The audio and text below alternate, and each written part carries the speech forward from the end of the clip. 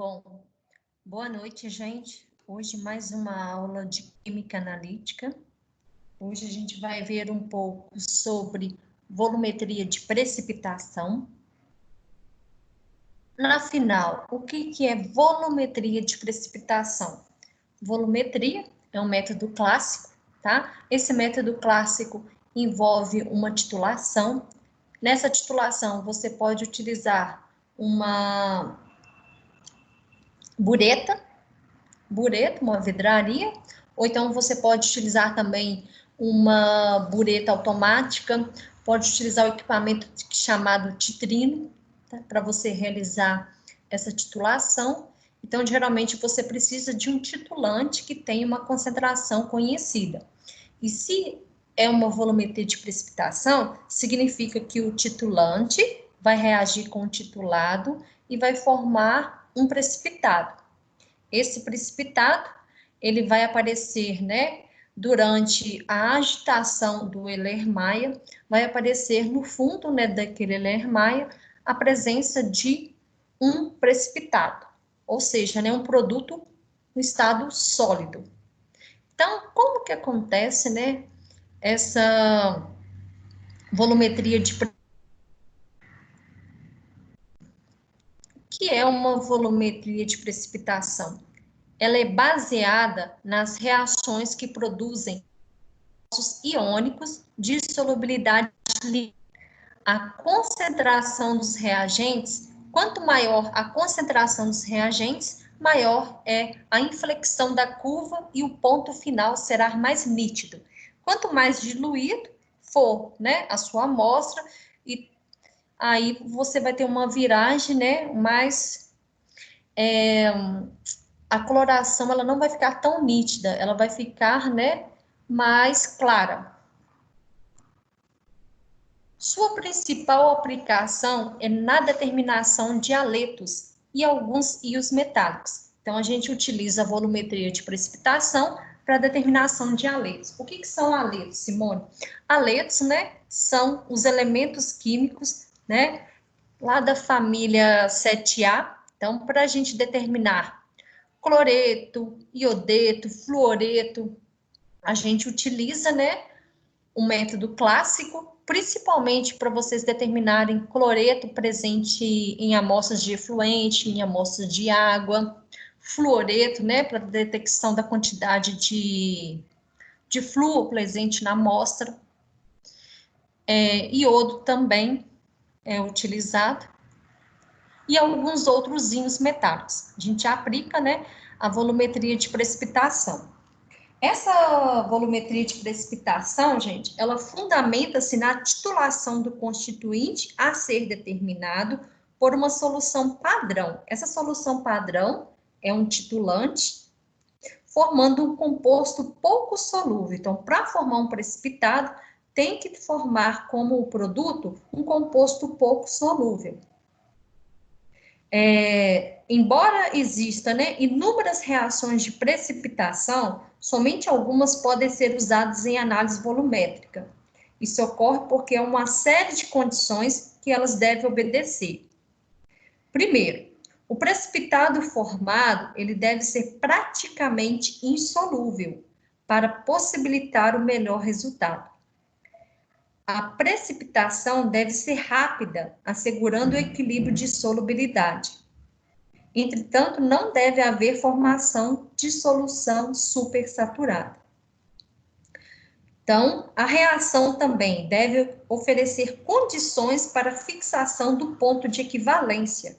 Então, para a gente conseguir também, né, determinar o nosso, né, ponto final da titulação. Então, quais são os requisitos, né, básicos? Ela deve ser quantitativa, no ponto de equivalência, compostos com baixo KPS, constante do produto de solubilidade, completar-se em tempo relativamente curto e oferecer condições para uma conveniente sinalização do ponto final. Então, a partir do momento, né, que forma esse precipitado, você vai utilizar um indicador e esse indicador vai alterar a coloração do meio para você, né, se certificar que você tem que parar de adicionar aquele titulante com concentração conhecida. Então, geralmente, né, as curvas os gráficos que a gente trabalha, geralmente, né, o método mais utilizado hoje é o método argentométrico, onde que você utiliza como solução titulante o nitrato de prata, tá? Então, o nitrato de prata hoje é o mais utilizado na volumetria de precipitação. Existe outros? Existe. Por exemplo, existe mercurometria, ferrocianometria, mas a mercurometria não é muito utilizada, né, por causa do mercúrio. A ferrocianometria é mais utilizada, né, na mineração. Agora, se a gente for olhar, né, na maioria das empresas, tanto na farmacêutica, alimentícia, indústria química, utiliza mais o método argentométrico, que utiliza, né, como titulante o nitrato de prata. Então, esse gráfico aqui, né, é o potencial da prata sobre o volume de nitrato de prata, com uma concentração de 0,1 mol por litro. Então, à medida, né, que eu for adicionando esse nitrato de prata, eu vou calculando, né, o potencial da prata. E aqui a gente vai ter vários valores, né, de KPS. As titulações agentimétricas ou argentimetria são largamente utilizadas e baseiam-se na titulação com íons Ag+. Então, por exemplo, se eu tenho nitrato de prata, na hora que esse nitrato de prata reagir com uma amostra e essa amostra conter um haleto, vai formar um precipitado. Por exemplo, cloreto de prata, fluoreto de prata, iodeto de prata. E o íon NO3-, ele é solúvel no meio, então ele não faz com que, né, o Ag+ reage com esse haleto, formando um precipitado, formando, né, um composto que no fundo do Erlenmeyer a gente consegue verificar, né? Simone, boa noite. Boa noite. Tudo bem? Eu estou com um certo probleminha aqui no microfone, aí você vai ver que geralmente não vou estar comunicando pelo microfone. Aí as dúvidas eu vou estar deixando depois lá no WhatsApp, tá beleza? Tá. Ainda mais você me desculpa, atrasei. Não, tranquilo. Tá bom, obrigado. Tranquilo, pode deixar lá. Então, os métodos argentométricos é um método baseado na formação de sais.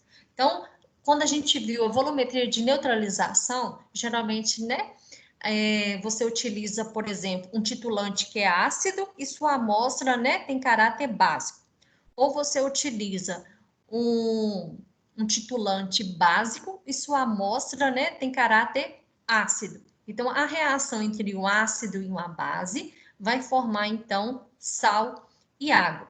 Agora, na volumetria de precipitação, a reação que ocorre você vai utilizar um titulante, geralmente, né, o mais utilizado em até na indústria alimentícia, farmacêutica, indústria química, utiliza mais o nitrato de prata. Esse nitrato de prata, ele vai reagir com a amostra. Se essa amostra tiver qualquer haleto dissolvido, por exemplo, cloro, iodeto, flúor, ou então alguns metais específicos, por exemplo, chumbo, zinco, a gente consegue detectar também por esse método, aí vai formar um precipitado. Esse precipitado vai formar um pozinho lá no fundo do Erlenmeyer e a gente vai utilizar um indicador, uma solução indicadora. Então, o ponto final, para a gente parar de adicionar aquela solução titulante, a gente consegue verificar o ponto final por causa da alteração de cor do meio. Então, os métodos argentométricos é um método baseado na formação de sais de haletos, cianetos e tiocianato, de prata pouco solúvel. As curvas de titulação para volumetria de precipitação são construídas de forma análoga, as da titulação ácido-base. Os dados necessários para a construção da curva são obtidos a partir da concentração dos reagentes e da constante do produto de solubilidade do sal formado. As curvas de titulação baseiam-se no uso do PM, que é igual a menos log da concentração de M+. O que é esse M+? Vai ser, né, qualquer, por exemplo, qualquer metal, por exemplo, né, que eu tenha, estou realizando, né, a titulação para verificar se naquela amostra tem esse metal presente no meio. Então, a gente adota, né, essa fórmula matemática como variável crítica. Os indicadores, outro tipo de indicador usado na argentimetria é um indicador de adsorção, que são corantes orgânicos, ou seja, né, são compostos orgânicos com caráter de ácido ou base fraco. Eles podem ser, né, aniônicos ou catiônicos, respectivamente. Eles vão, né, te mostrar qual que é o ponto final através de uma mudança de coloração sobre o precipitado. A mudança de coloração deve-se à adsorção ou desorção do corante, como consequência de uma modificação da dupla camada elétrica em torno das partículas do precipitado, na passagem do ponto de equivalência. Então, a gente sabe que o ponto de equivalência, né, ele é teórico, mas o ponto final, ele é o experimental, que você está visualizando lá no momento da prática. Por exemplo, a gente pode utilizar como indicador na volumetria de precipitação o azul de bromofenol, a fluoresceína, pode utilizar também heliocromo T, mas a gente utiliza muito o cromato de potássio. A gente vai ver mais à frente, né, que a gente utiliza muito o cromato de potássio. O método argentométrico, ele é classificado em 3, de acordo, né, com quem, né, realizou esse método. Então, de acordo, né, com o cientista. Mas o método argentométrico é classificado no método de Mohr, método de Voigt, tá? Então, a gente vai ver cada um agora detalhadamente. Então, por exemplo, o método de Mohr, ele tem uma formação de um precipitado colorido. Então, se o precipitado é colorido, você vai conseguir visualizar de uma forma melhor. Por esse processo estequiométrico, é determinada a concentração de cloretos no pH alcalino em algum material com titulação direta. Então, geralmente, né, o seu titulante vai ser o nitrato de prata, o seu indicador que você vai colocar lá dentro do Erlenmeyer vai ser o cromato de potássio, e se aquela alíquota daquela amostra que você pipetou e transferiu para dentro do Erlenmeyer tiver presença de haleto, por exemplo, o meio tem que estar alcalino, tá? Para não ter essa alteração. Então, o meio tem que ficar alcalino e vai formar, então, um precipitado. Neste método, os cloretos são titulados usando-se uma solução padrão de nitrato de prata, usando como indicador, então, o cromato de potássio. O final da reação vai produzir um precipitado marrom avermelhado, que a gente chama muito de vermelho tijolo, de cromato de prata, que indica o ponto final. Então, por exemplo, né, se minha amostra, vou pegar a caneta aqui para mostrar. Se minha amostra, né, contém íons cloreto, por exemplo, eu estou utilizando como titulante nitrato de prata. O nitrato, ele é um ânion extremamente solúvel, né, em água. Então, na hora que eu coloco nitrato de prata, né, e se ele é uma solução, ele é um sal. Se é um sal inorgânico, ele vai se dissociar por causa da ligação, né, que a gente tem entre o metal e o ametal, uma ligação iônica. Então, são dissociáveis.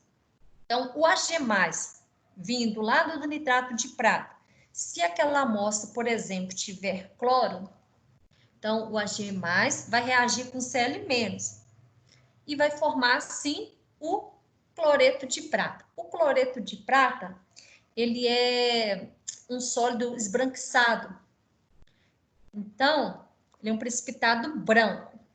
Para a gente não perder essa viragem, a gente acrescenta o cromato de prata. Esse cromato de prata, ele vai, né?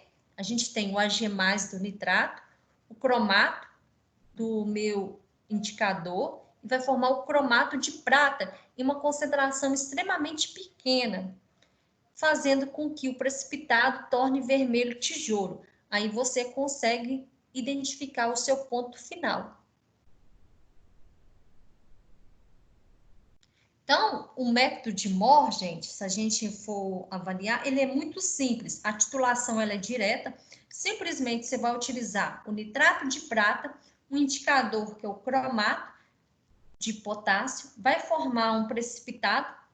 Então, a solução ela vai passar de amarela para vermelho tijolo. Geralmente é um alaranjado mais para vermelho, dependendo da concentração de cloreto.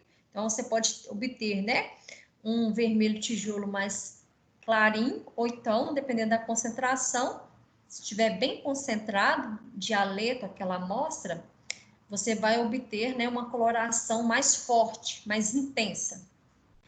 Só que esse método de Mohr, além de ser muito simples, ele é utilizado em algumas normas padrões, tipo da BNT, para você determinar presença de cloro, flúor presente em amostras de água, de efluentes. É muito utilizado também, né, na quantificação de íons cloro, principalmente, né, na parte de tratamento de água e avaliação dessa água, né, para ser eliminada, né, como efluente depois. Mas esse método tem algumas limitações. A principal limitação do método de Mohr é o pH.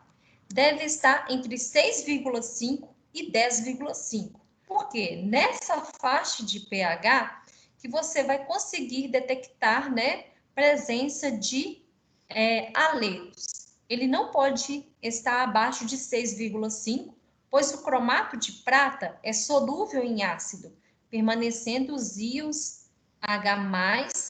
Essa alta concentração reage, né, com o cromato. Então, geralmente, né, se eu tiver um pH ácido, o meu cromato ele vai reagir com íons H+, formando ácido crômico. Aí eu não vou conseguir ver o ponto final. Então, o meu pH, para mim trabalhar no método de Mohr, eu tenho que utilizar, né, a faixa de pH tem que estar entre 6,5 a 10,5. pH do meio. O cromato de potássio, gente, ele é um sal também, né? Um sal inorgânico. É um indicador químico de cor amarela. É um sal de potássio, né? Cuja massa molar é de 194,21 gramas por mol. É um produto bastante tóxico, podendo causar câncer por inalação. Então, geralmente, quem utiliza, né, esse método tem que sempre ficar atento, utilizando luvas, máscaras, ou então fazer essa titulação na capela, mas se você fazer de uma maneira adequada, não é prejudicial à sua saúde, desde que você realiza, né, utilizando luvas, jaleco, capela. Então, pode fazer esse método tranquilo. O nitrato de prata também, né, é um composto, é um sal inorgânico.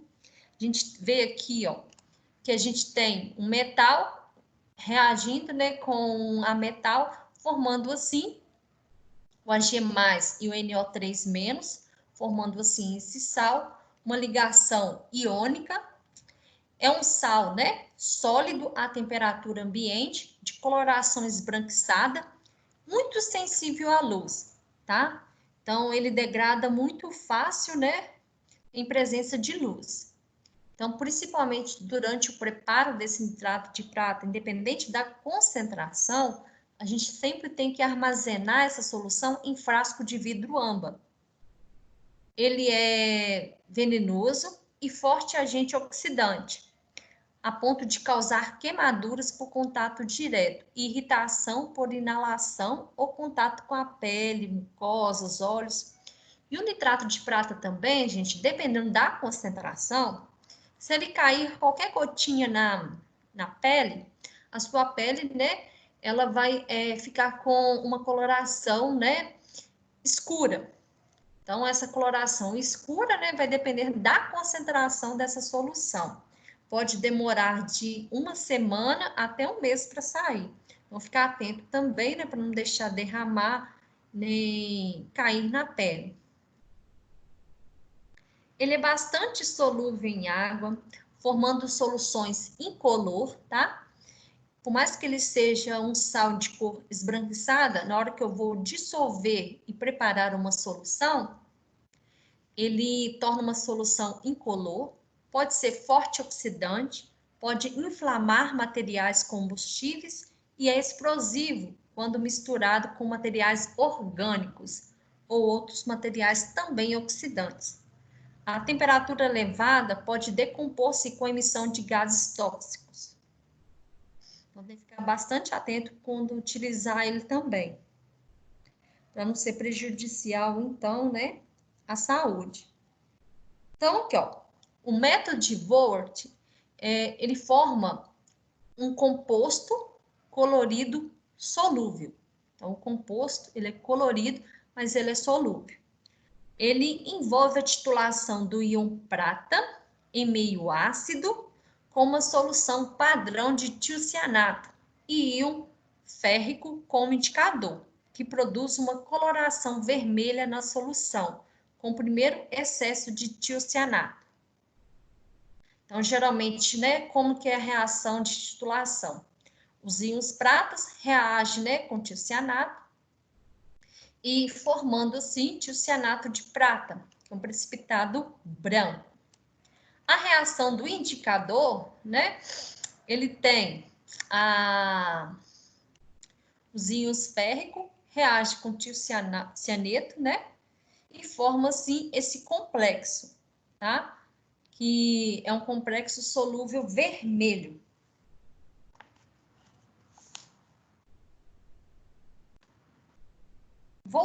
Só para voltar um pouco mais nesse método, a utilização de uma solução de nitrato férrico ou sulfato férrico amoniacal como indicador, gente, se dá porque esses íons férricos, eles formam com os íons sulfocianeto, né? Esses íons aqui, o sulfocianeto, né? Esse complexo solúvel vermelho. Esse dá uma cor assim bem nítida mesmo, parecendo a coloração de sangue mesmo, um vermelho bem intenso. E quando na titulação de uma solução de nitrato de prata, contendo íons férrico em meio ácido, com uma solução padrão de sulfocianeto de potássio, pode ser, né? Você pode utilizar o sulfocianeto de potássio ou pode utilizar também o sulfocianeto de amônio, para que forma assim um precipitado branco de sulfocianeto de prata, conforme essa reação que a gente acabou de ver aqui, tá? Então, assim, esse precipitado, ele é branco, então o indicador, né, faz com que ele fica mais nítido, então você consegue visualizar de uma forma melhor. Então, por exemplo, a gente tem aqui, ó, a gente quer determinar, né, brometo, cloreto, fluoreto, chumbo, zinco, por exemplo, tem os reagentes titulantes que a gente deve utilizar. Tem aqui, né, os produtos formados, tá? Pela reação desse titulante com esse íon a ser determinado, tá?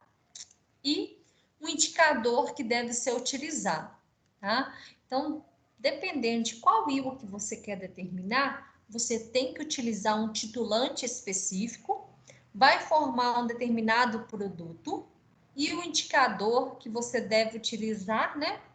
Ele, dependendo da faixa de pH, você deve escolher, né?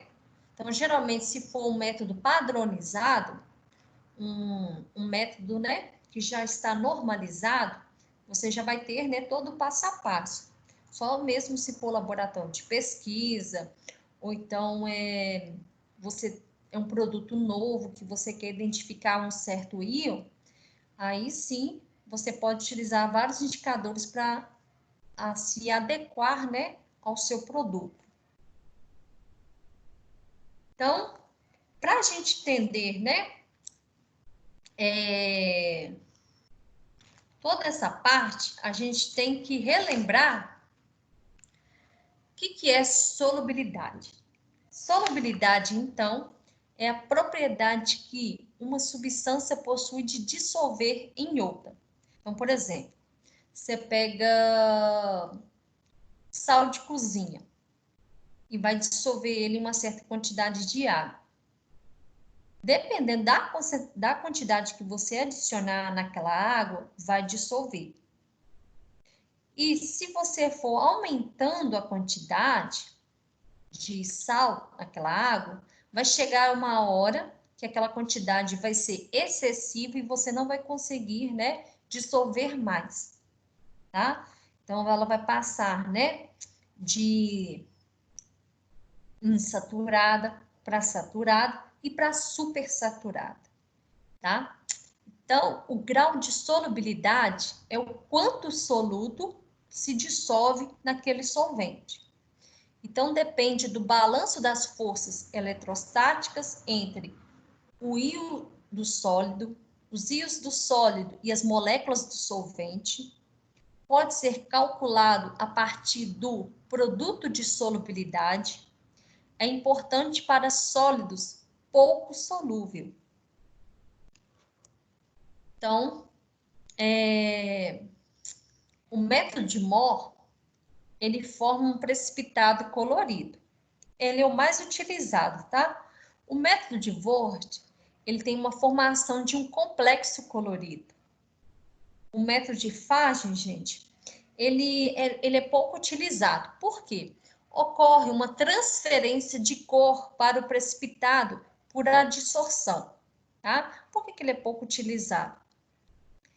A reação que ocorre, né, na verdade, forma um meio. O que é a adsorção?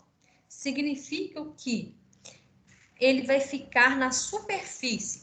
Os precipitados que se formam pelas reações de precipitação, eles contêm impurezas, ocasionadas pelo fenômeno de coprecipitação.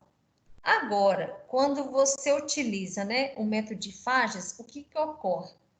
Essas impurezas, elas podem ficar impregnadas na superfície, tá? Então, por exemplo, você tem um nitrato de prata, né? Aí você vai utilizar ele e você quer detectar cloreto, tá? Então, vai formar cloreto de prata. Então, se pode ocorrer impurezas, né, que ficarem na superfície desse precipitado formado. Então, geralmente, né, é mais difícil você trabalhar com esse método. Por quê? Você não vai poder utilizar o cromato de potássio, você vai ter que utilizar indicador de adsorção. O método de titulação com indicador de adsorção, o indicador ele é adsorvido pelo precipitado, ocorrendo durante o processo de adsorção, ou seja, ele vai ficar na superfície, ele não vai conseguir penetrar na parte interior, tá? As substâncias que assim se comportam são denominadas de indicador de adsorção. Eles são geralmente corante ácido, pode ser utilizado a fluoresceína, a diclorfluoresceína, eosina. Então, geralmente são indicadores mais caros, né? Ou então, pode-se utilizar também corantes alcalinos. Um exemplo, né? A lisarina, por exemplo, que é utilizada também. Só que a ação desses indicadores vai basear nas propriedades colóides. Então, aí fica mais difícil a gente trabalhar. Pode trabalhar? Pode, mas o método de Mohr é o mais utilizado, tá? Por exemplo, quando atingir, né, o ponto de equivalência, os íons prata em excesso serão adsorvidos, ficando precipitado positivamente carregado e atrairão os contraíons, ficando precipitado contaminado com nitrato de prata, ou seja, né, vai ter um excesso de íons, né, nitrato de prata no meio. Aí você vai ter que fazer cálculo, né, de excesso desses íons prata, tá? Então, acaba que você tem que utilizar também uma outra solução titulante para você certificar que realmente aquela concentração de precipitado formado é apenas daquele sal. Então, é um método, assim, vamos dizer, mais trabalhoso, um método de faixas. A solubilidade, então, gente, a gente vai trabalhar com ela a constante do produto de solubilidade. É a constante de equilíbrio para dissolução em soluções aquosas de um sal sólido em seus íons constituintes. Então, geralmente, se é um sal, a gente vai ter que fazer a reação de dissociação dele. O equilíbrio de solubilidade é um equilíbrio heterogêneo, que envolve a dissolução e precipitação de sais pouco solúveis. A uma dada temperatura, existe uma quantidade limite de uma dada substância que se dissolve em um determinado volume de solvente, obtendo-se uma solução saturada. Acima dessa quantidade, observa-se o depósito de um sólido que está em equilíbrio com os íons em solução. Toda vez que a gente trabalhar com solubilidade, a gente vai representar ela pelo símbolo, né? Utilizando a letra S. O grau de solubilidade é o quanto o soluto se dissolve. Depende da mudança na energia livre de Gibbs, que depende das interações entre os íons do sólido e as moléculas do solvente. O grau de solubilidade, ele vai depender do tamanho daquele sólido, da carga e polarizibilidade dos íons envolvidos e também da estrutura da rede cristalina daquele sólido. É difícil prever qual que é o grau de solubilidade de sais. Pode ser calculado a partir do produto de solubilidade. Ele é importante para sais pouco solúveis, tá? Porque os que já são solúveis, aí a gente já sabe, né, que ele tem um alto grau de solubilidade naquele solvente. O que é, então, né, esse tão falado produto de solubilidade? A gente chama ele de KPS, tá? Quando se adiciona um sólido iônico pouco solúvel em água, eles vão estabelecer-se em equilíbrio entre os íons em solução e o sólido. Então, que pode ser descrito pela essa equação. Então, a gente tem aqui ó, um sal, tá? Representado aqui por metal e ametal, tá? No estado sólido. A reação de dissociação dele vai liberar, né? Íons com carga positiva e íons com carga negativa, tá? Vai liberar o cátion e o ânion. Então, concorda comigo que esse daqui é o meu produto, tá? Então, aqui, ó, se eu fosse olhar, né, a constante de equilíbrio, é a concentração, né, é a multiplicação da concentração dos produtos dividido pela concentração dos reagentes, tá? se eu fosse trabalhar com constante de equilíbrio. Quando eu tenho esses colchetes aqui, eu estou representando concentração em mol por litro, em meio aquoso.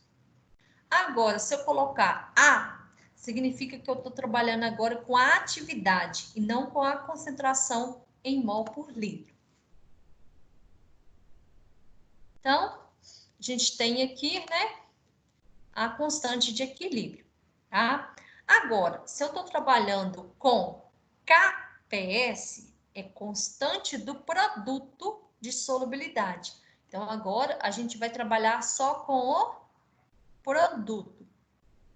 Então, a gente utilizou como titulante um nitrato de prata e a minha amostra tinha cloreto. Formou o cloreto de prata, que é um sal sólido. Então, ele precipitou. Eu montei a reação de dissociação, liberei para o meio íons Ag+, e Cl-. Então, aqui, o coeficiente estequiométrico agora vai ser extremamente importante, porque aqui está 1 para 1. Então, se é produto de solubilidade, é a multiplicação da concentração de Ag+, multiplicada pela concentração de Cl-. Isso a gente chama de constante do produto de solubilidade. Então, aqui, ó, se a gente for olhar, então, de uma forma global, eu tenho aqui um sal sendo representado por AB. Este X e Y aqui, ó, é a quantidade que eu tenho de cada átomo nessa molécula, tá? Então, aqui ó, é o estado que ele está, no estado sólido. Vai liberar para o meio íons íons A+, em meio aquoso, e íons B- aquoso, tá? Esse Y+ aqui, ó, é o meu NOx, tá? O NOx. E aqui também é o NOx, número de oxidação. O X maiúsculo e o Y maiúsculo é o coeficiente estequiométrico, tá? Aqui, ó, não teve nada porque é 1 para 1, tá? E aqui também o NOx é +1 e -1. Então, se eu fosse olhar agora, né, calcular o KPS, seria o quê? A concentração de AY+ elevado a X multiplica a concentração de Bx- elevado a Y, elevado a seu respectivo coeficiente estequiométrico, tá? Então, aqui, ó, a gente tem aqui, ó, alguns elementos, alguns agentes precipitantes, né? Algum composto gerado e os valores de KPS. Esses valores de KPS, gente, eles são tabelados, tá? Então, geralmente, né, os valores de KPS, a gente já tem uma tabela que a gente pode encontrar, né, certos compostos que são, né, pouco solúveis, ele já tem esse dado, né, que é o valor de KPS, então já é tabelado. Então, aqui, ó, quanto menor o KPS, menor será a quantidade de íons em solução. Quanto menor o KPS, menor é a quantidade de íons em solução. E, consequentemente, menor é a solubilidade do sal. Aí, quanto maior o KPS, maior a quantidade de íons em solução e maior a solubilidade do sal. Exemplo que a gente tem aqui, ó, cloreto de prata, né? Então, aqui, ó, a constante do produto de solubilidade dele é a multiplicação de Ag+, multiplica pela concentração de Cl-, tá? Agora, se eu quero saber solubilidade. A solubilidade, a concentração de Ag+, eu vou simbolizar a solubilidade pelo S, tá? E a do Cl- pelo S. Então, eu não sei ainda a concentração, eu vou colocar, então, que é igual a S. S vezes S, eu vou ter S elevado ao quadrado. Vou tirar a raiz do KPS e encontro, então, a solubilidade.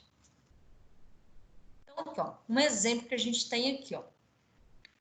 calcular a solubilidade do sal, sulfato de bário em água pura a 25 graus Celsius. Então, a gente já deu o valor de KPS. É 1,1 vezes 10 a menos 10. Então, o que a gente tem que fazer primeiramente? Montar a reação de dissociação do sulfato de bário. O sulfato de bário, né, vai liberar para o meio Ba mais 2 e SO4 2 menos, que é o ano, né, sulfato. Montando a reação de dissociação, eu verifico o que é KPS. KPS é a concentração, né, dos produtos, tá? A multiplicação da concentração dos produtos. E a solubilidade a gente vai representar pela letra S. Então, como que eu vou montar? Então, primeiramente, ó, montei a minha reação de dissociação. O coeficiente estequiométrico aqui é 1 e 1 também, tá? Então, por isso que ficou a concentração de Ba mais 2 vai ser igual a S e a concentração do iosulfato vai ser igual a S também. O coeficiente estequiométrico é igual a 1. O KPS, então, é a multiplicação, né, desses ânions, ânion e desse cátion, desses íons, né? Esses íons liberados para o meio. Eu já tenho o valor de KPS. Quero saber a solubilidade. Então, vai ser S vezes S.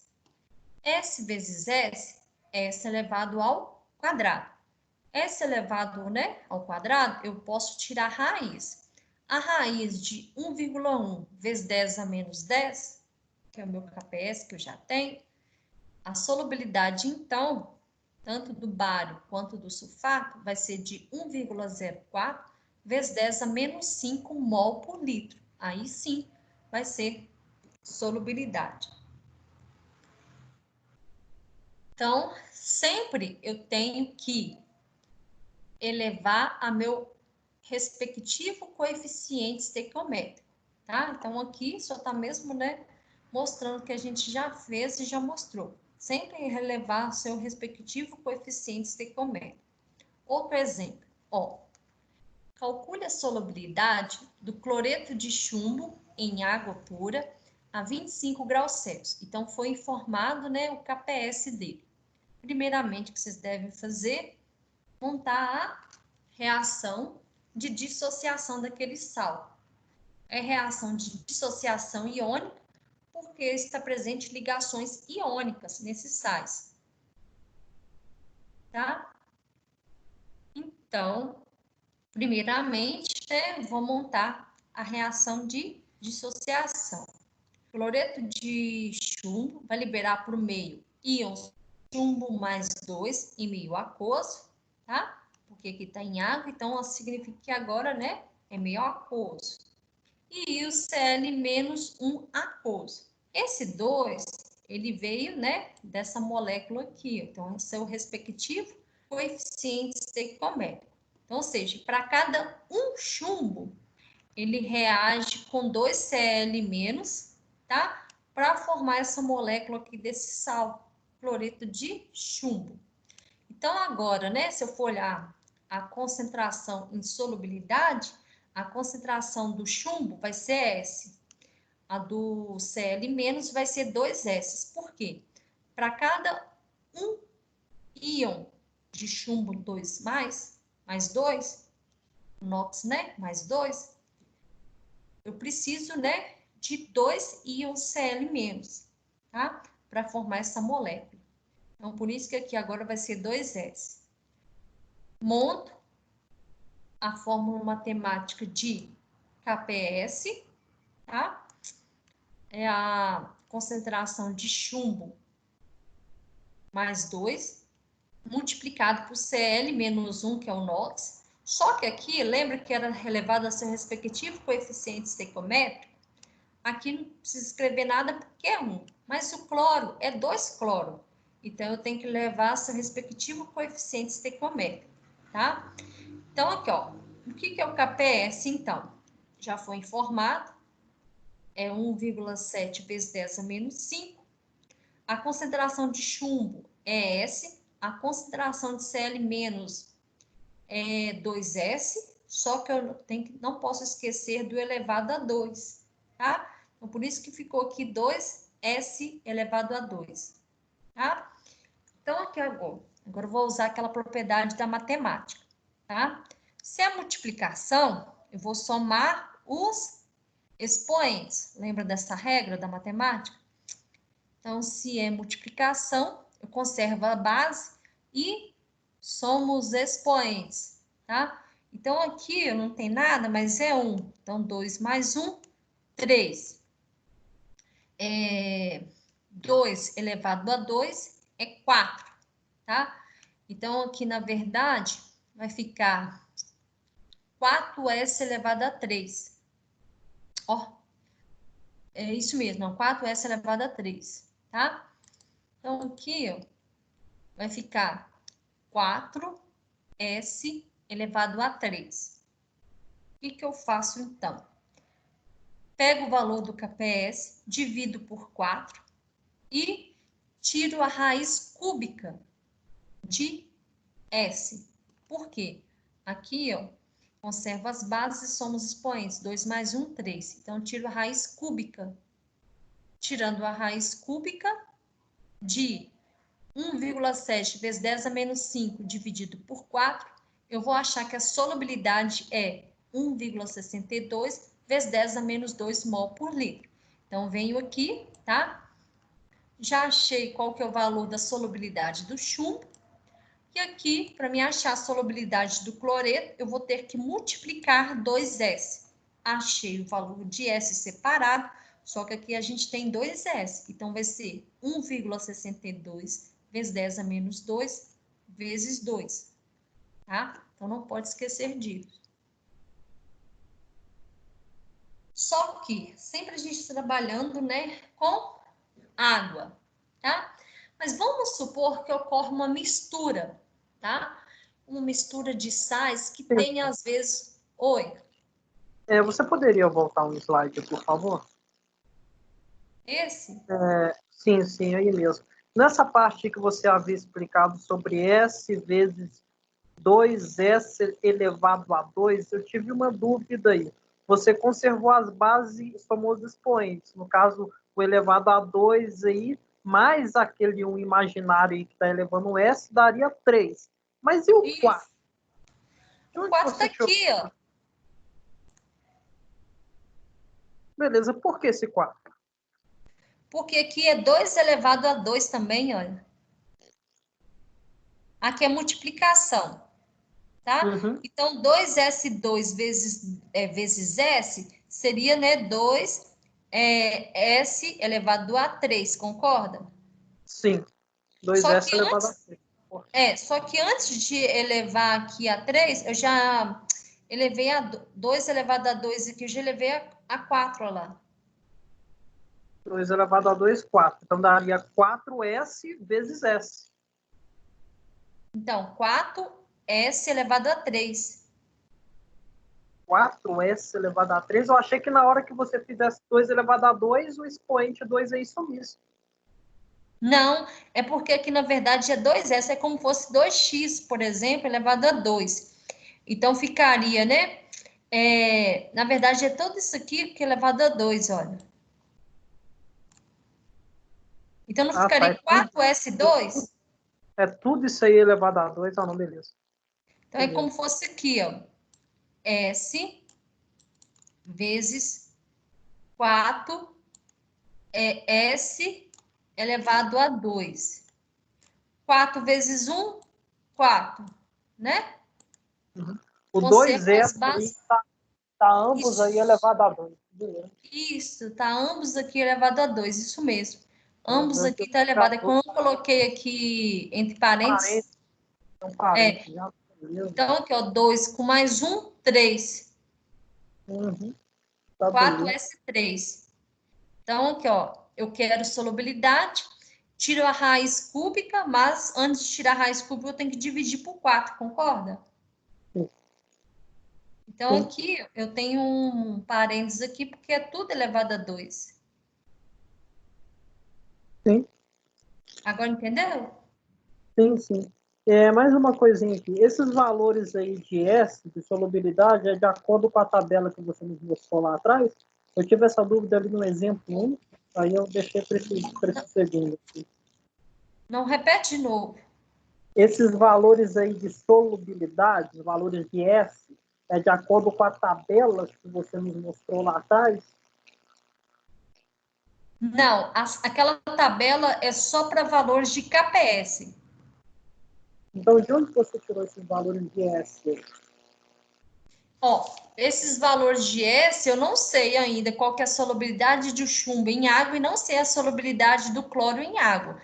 Então, por isso que eu coloquei S aqui, ó. Porque tá me pedindo para me calcular a solubilidade do cloreto de chumbo, Laura. Ah, não, beleza, entendi. Agora que eu vi o S aí na frente, perdão. Aí, como tabelado, é só o KPS. É só o KPS, beleza, confundiu. Tá ótimo, pode prosseguir. Agora eu vi.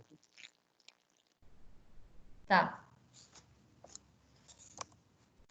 Só que aqui, ó, a gente trabalhou até agora, né, com solubilidade em água. Só peguei um sal e dissolvi ele em água para mim calcular, né, a solubilidade dele naquele meio, tá? Mas vamos supor agora que eu misturei 2 sais, que tem às vezes o mesmo ânion ou então o mesmo cátion.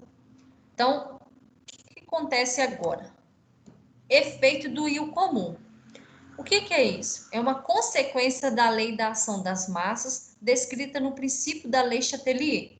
O que acontece com a solubilidade do sulfato de bário se acrescentarmos 10 gramas de cloreto de bário, por exemplo? Aí você vai verificar que agora, né, você, além de ter o bário, que vem lá do sal sulfato de bário, você vai ter também o bário, que veio lá do sal cloreto de bário. Aí você concorda comigo que você vai ter que fazer uma somatória? Porque você vai ter tanto íons bário, vai ter uma somatória, né? Que veio lá do sulfato de bário e que veio do cloreto de bário também. Então a gente não pode esquecer dele. Às vezes a gente pode fazer essas misturas. Então, para isso, né? A gente tem que lembrar que tem que sempre somar pela quantidade que a gente está acrescentando naquela mistura e realizar, né, os cálculos necessários. Então, por exemplo, o efeito do íon comum, ele é responsável pela redução da solubilidade de um precipitado iônico.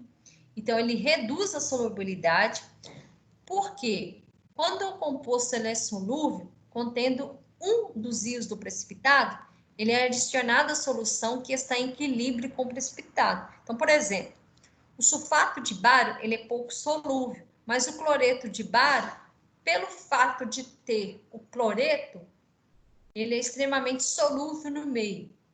Então, isso vai, né, afetar a solubilidade daquele precipitado iônico. Então, tem que ficar atento para dar uma relembrada naqueles ânions que são completamente solúveis e naqueles ânions que são, né, parcialmente solúvel no meio.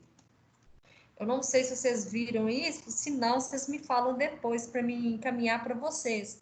Aquela tabela de cátion e de ânions. Porque essa daqui ela é bem resumida, tá? Então, aqui, ó. Essa aqui é só uma resumido mesmo, só para verificar se vocês lembram dessa parte. Então, aqui, ó. O ânion, o nitrato, né? NO3-1, e ligado a qualquer cátion, né? Ele é solúvel em água. O nitrito, ligado a qualquer cátion, também é solúvel. Agora, o acetato, se ele ligar aos íons prata ou então ao íon mercúrio, ele é praticamente insolúvel. O halogenatos, fluoreto, cloreto, brometo e iodeto, ligado, né, ao cátion, cobre, CuNOx mais 1, Ag mais 1, chumbo mais 2 e mercúrio, é praticamente insolúvel. Então, assim, a gente sabe que o cloreto de bário, ele é solúvel, mas Se aquele cloreto estiver ligado ao cobre, à prata, chumbo ou mercúrio, ele já é insolúvel. Então, tem que ficar atento com isso, que tem essas exceções, tá? O sulfato, por exemplo, se ele for ligado à família 2A, com exceção do magnésio, ele é praticamente insolúvel. O sulfeto, né, se ele tiver ligado ao íon amônio ou metal das famílias 1A e 2A, ele é solúvel. Então, tem que ficar atento com isso, porque, por exemplo, ó, o carbonato, se ele estiver ligado ao cátion amônio ou metal da família 1A, ele vai ser solúvel. Agora, se o carbonato estiver ligado, por exemplo, aos demais metais, ou então metais da família 2A, por exemplo, ele já vai ser insolúvel. Então, tem que ficar atento com essas regrinhas para dar uma relembrada. Então, aqui, ó, a mistura de duas soluções. Como devemos calcular a solubilidade de um sal obtido a partir da mistura de duas soluções? A menos que as duas soluções tenham quantidades estequiométricas dos íons que compõem o sal. O efeito do íon comum deve ser considerado. Então, a gente deve realizar, né, o somatório daquela concentração que foi adicionada. No final aqui, eu dei alguns exemplos, alguns exercícios, tá? Então, sempre aqui no final tem as respostas. Se caso vocês não conseguirem fazer, vocês me perguntam. Vou compartilhar agora com vocês.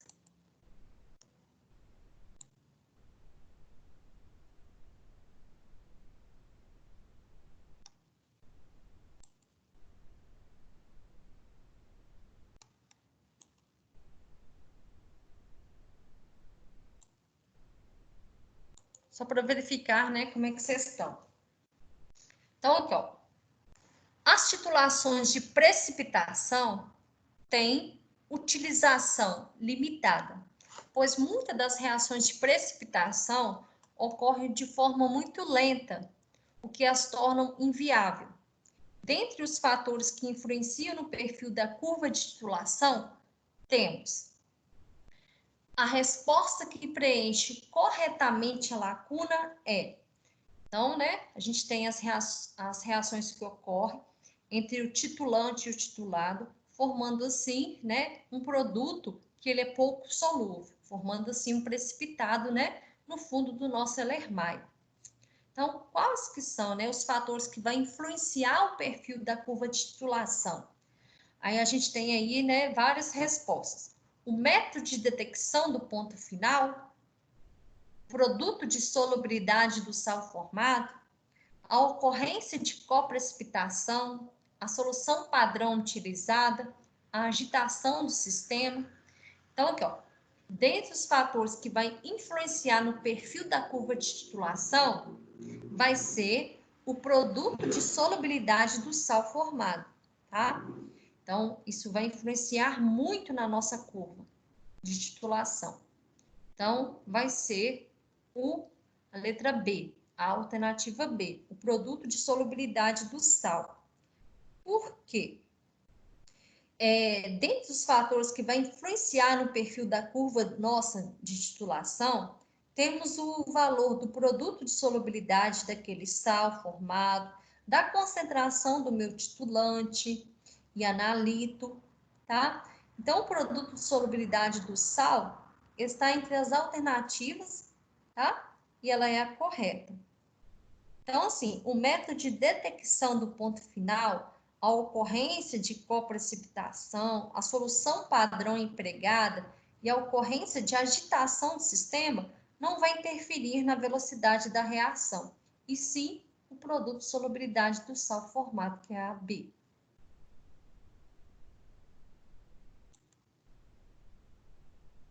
A2.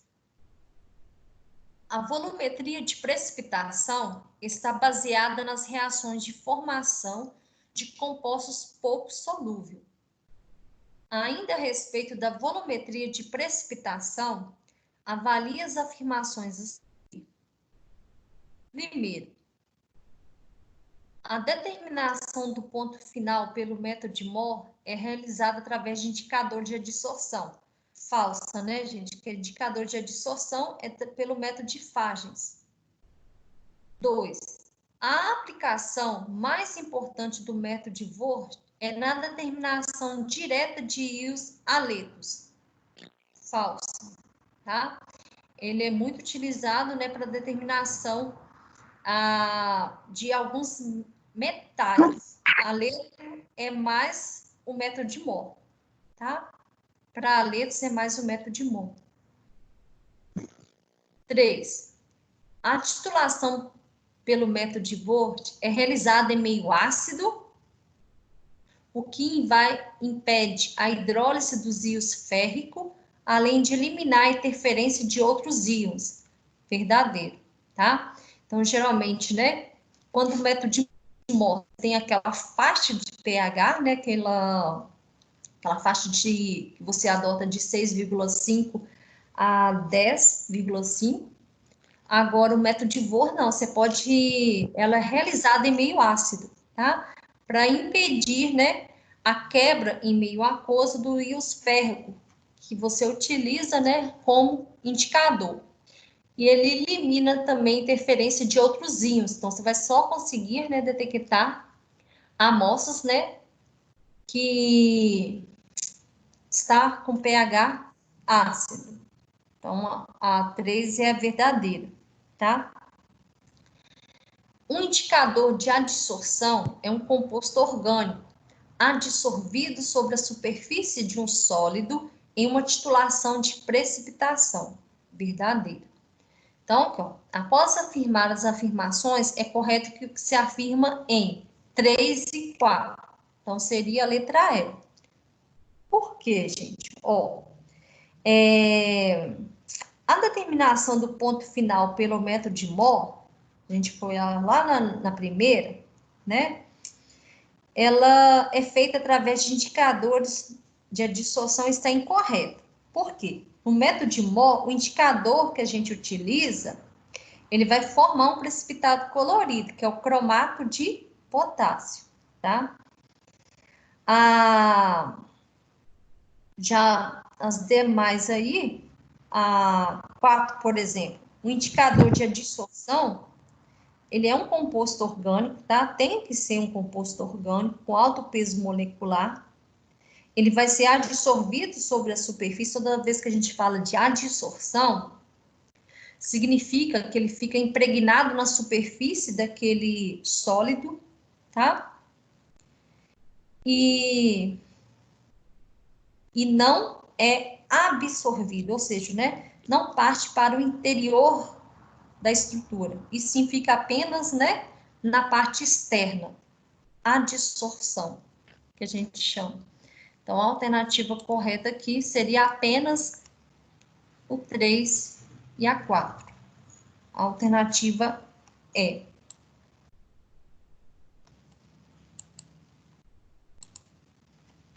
Então, aqui, ó. As curvas de titulação são construídas através do cálculo da concentração das espécies presentes em solução antes do ponto de equivalência, no ponto de equivalência e após o ponto de equivalência. Por quê? As curvas de titulação, quando você faz, né? Para você criar ela, você tem que ter dados, né? Antes daquele, né? Ponto de equivalência, resultados, né? No ponto de equivalência, e depois você adiciona um certo excesso para você, né? Não terminar seu gráfico no ponto de equivalência. Você tem mais dados, né? Do volume do titulante adicionado para você verificar, né? Criar um gráfico ou no Excel ou num software apropriado, tá? Então, assim, considerando o contexto apresentado, avalie as seguintes asserções e a relação proposta entre elas. Nos métodos argentimétricos, quando fala método argentimétrico, significa que eu estou utilizando o nitrato de prata. A concentração crítica variável no decorrer da titulação é a espécie Ag+. Assim, a curva de titulação representa a variação logarítmica da concentração de Ag+, em função do volume do titulante. Não sei se vocês vão lembrar daquele gráfico que eu mostrei no início, que a gente tem PM, que é igual a menos log da concentração, né, de M+. O que é esse M+? É de Ag+, tá? Então, se a gente está trabalhando com metal aí, prata, então, o potencial da prata é igual ao menos log da concentração de íons Ag+.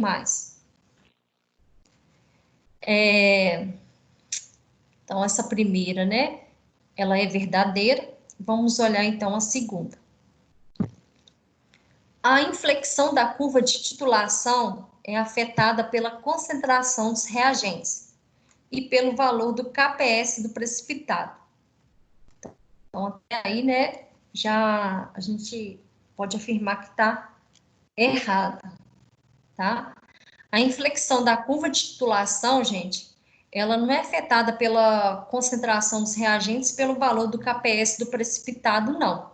Então, geralmente, né, ela vai ser afetada pelo volume adicionado, tá, do meu titulante. Então, assim, a gente vai ter um aumento, né, da concentração de íons Ag+, no meio. Vai chegar uma hora que esse íon Ag+, ele vai reagir com aquela amostra. Se aquela amostra tiver, por exemplo, haletos ou qualquer íon metálico que consiga reagir com a prata, vai formar um precipitado, tá? Então, de cara aí, do início já está errado. Vamos continuar a ler só para a gente ver. Quanto maior a concentração dos reagentes, maior a inflexão da curva, logo mais nítido é o ponto final. Da mesma forma, quanto maior o KPS, maior a inflexão da curva e mais nítido é o ponto final. Não, essa daí está falsa. A gente sabe, então, que a primeira é verdadeira e a 2, ela é falsa. Então, aqui, ó. A inflexão da curva de titulação é afetada pela concentração dos reagentes e pelo KPS do precipitado. Quanto maior a concentração dos reagentes, maior a inflexão da curva, logo mais nítido é o ponto final. Da mesma forma, quanto maior o KPS, maior a inflexão da curva e mais nítido o ponto final. Está incorreto. Por quê? Em relação ao KPS, ele deve ser baixo, menor do que 10 elevado a menos 10, para que o resultado da titulação seja confiável. Isso porque a variação de PAG, o potencial da prata, em torno do ponto de equivalência, é tanto maior quanto menor é a solubilidade. Então, a seção 1 é uma proposição verdadeira e a 2 é uma proposição falsa. Então, a alternativa que a gente marcaria aí seria a C.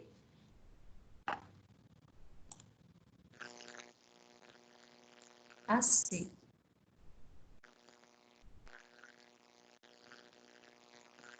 Tá? Olha, até aqui alguma pergunta, alguma dúvida, alguma coisa que eu falei que vocês não entenderam?